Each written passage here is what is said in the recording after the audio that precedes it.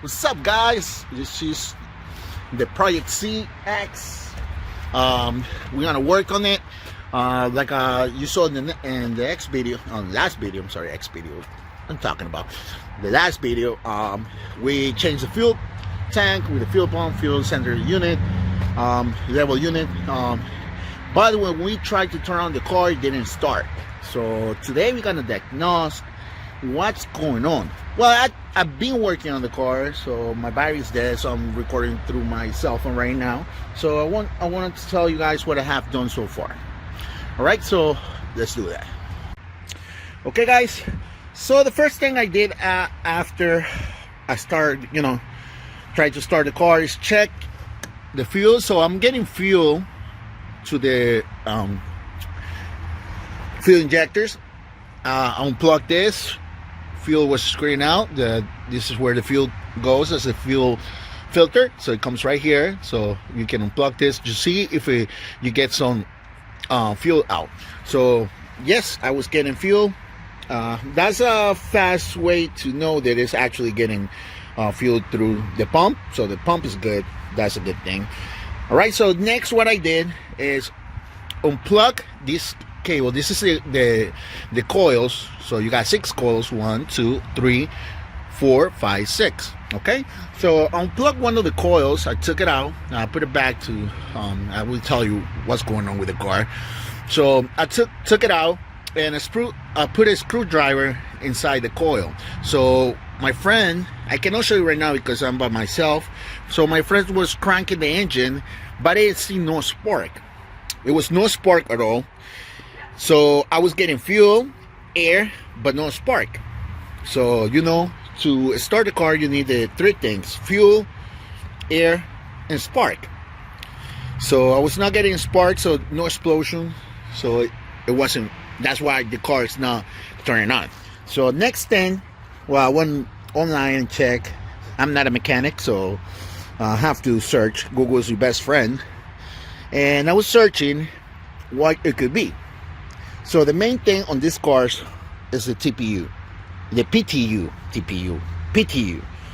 Okay, so this thing right here, the connections get corroded. So I clean it up as much as possible, but still not running. But after I cleaned this, because you can see this thing was a mess before. Right now it looks clean. Actually, this one weren't that bad, but this black connections right here. This is the stock, actually, harness. They was connected on the PTU, the first version of the PTU. So it was connected to the first version of the PTU. But it was a recall from Nissan saying the PTU goes bad. So what they did is make this harness. Okay, so you connect the harness to the old connections and the new connections to the new PTU, because the connections are different. As you can see, the connections right here are totally different as the one from the stock from factory. So they make this little harness so to make the life easier for the mechanics at Nissan. So they just all they need to do is just plug it in, and they should be good to go. But they made a mistake. The connections that they were used, they get corroded on the old harness. This right here, when I took it out, it was a mess. I don't know if you can tell, but it's still green there. And that's actually after I clean it. I clean it as much as possible, but it still got some corroded stuff in there. So what I think that is wrong with the car is actually the harness, or it could be the PTU. Anyways, I ordered a new PTU, but I was looking online, and a lot of people saying the best way to fix this issue is cut these cables and connect it directly to the new harness. So the old connector, you're not gonna use it no more. So everything's gonna go through the wire to the new connector for the new PTU, or the new version of the PTU. Is called PTU version 2. So that's what you guys need to do, and it's easy. All you need to do is leave it plugged as it is, and cut wire by wire. So the black, I cut the first one here, and then I cut the first one here, and I put it together as you can see right here. So the color is black, and this one is black, so you can see black and black, and that's what I did right here, black and black. Okay, so you keep doing that. So all you need to do is follow the connectors, so cut one by one and just make the connection. The best way to do is soldering. So I'm using my soldering iron right here. I got some soldering flux or whatever this thing. Okay, and get some shrink tubing. Okay, use shrink tubing. You don't need to use tape, but I use it anyways to, you know, just be on the secure side. So I put the shrinking tube right here, and then make the soldering shrinking tube, and then put some tape on it.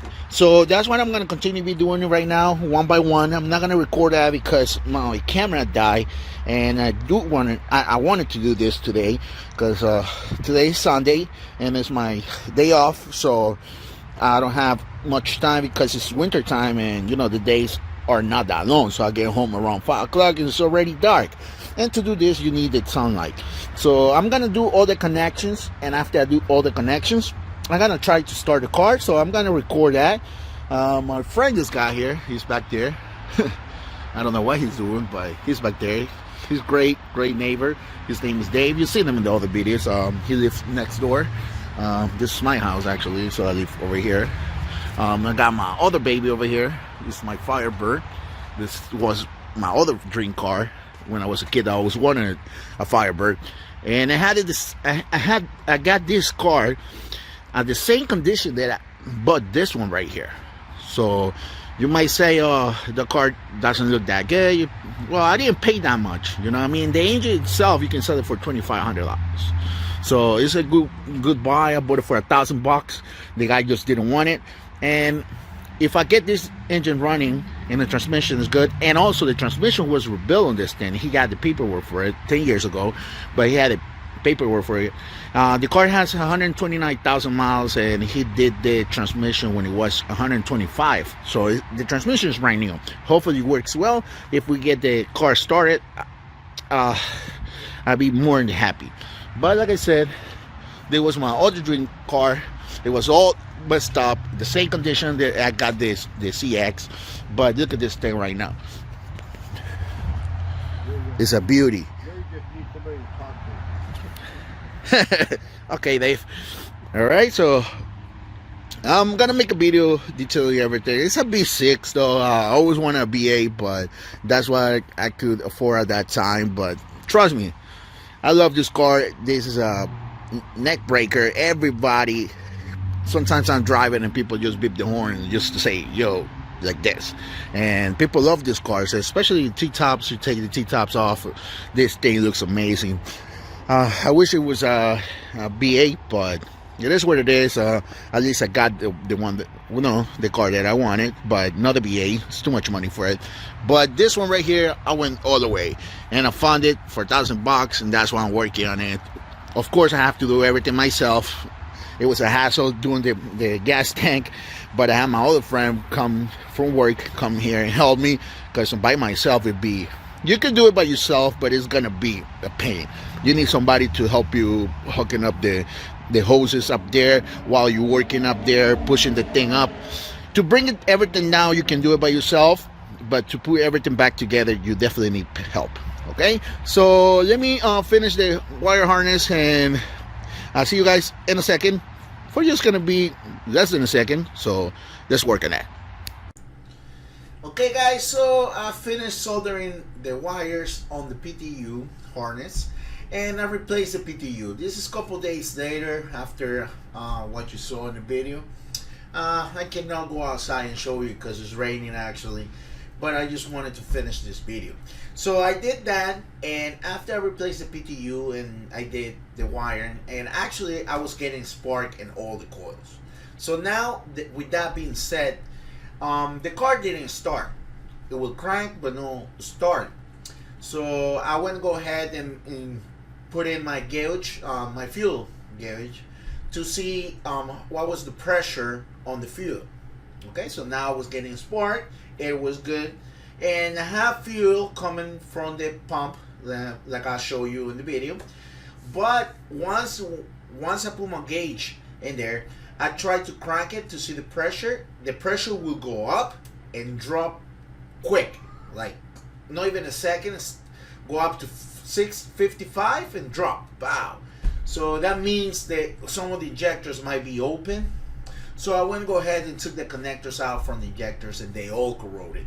Or some of them broke, so that's the actually they never changed the injectors, and these cars are known for bad injectors.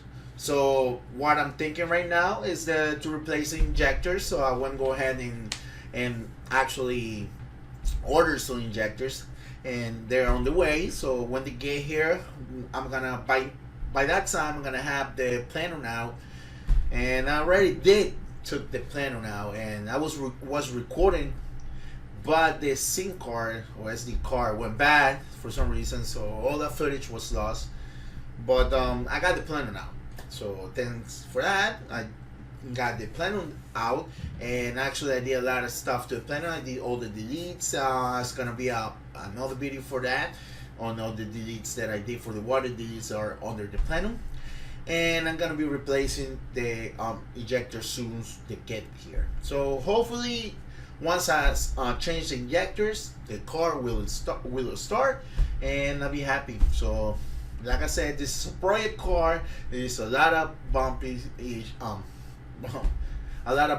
stuff in the road, so we just gotta go ahead and keep working on it if we want to get it to start.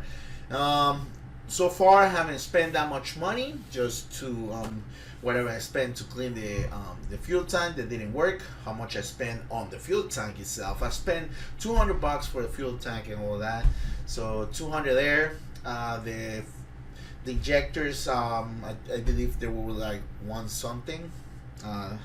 They're not brand new, they're rebuilt or something, so they rebuild, and hopefully it works. I know a lot of you probably gonna be complaining because they rebuilt injectors, but you know, I'm on the budget.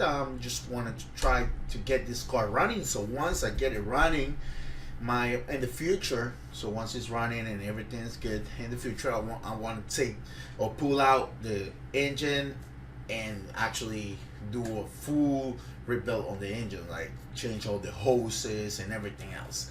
But for now, my main thing right now is get it to start, so I know the engine is good and the transmission is good, and I can go from there. I just don't want to throw $600 on fuel injectors and it won't work. So with that being said, hopefully it will start. So thank you for watching. If you have any question, any issues, anything that you got to say, any comment, just please leave it down below. Anything you get to say is actually helpful. Subscribe to the channel if you haven't, so we can make this big. And thank you again, and I'll see you guys in the next video. Don't forget to subscribe. Bye bye.